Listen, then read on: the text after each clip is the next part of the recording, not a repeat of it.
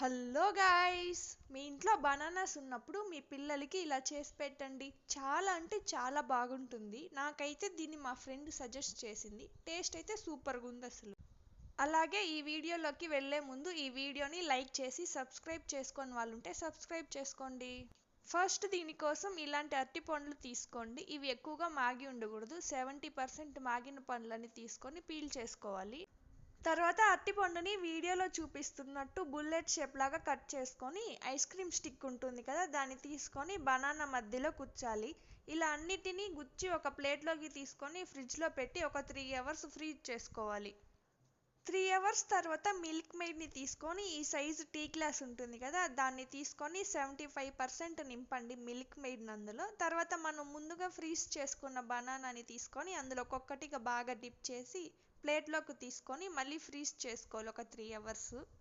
Next వేయించి పొట్టు తీసిన పల్లీల్ని కచ్చా పచ్చగా దంచుకోవాలి. వీడియోలో చూపించినట్టు దంచి వాటిని పక్కన పెట్టుకోవాలి.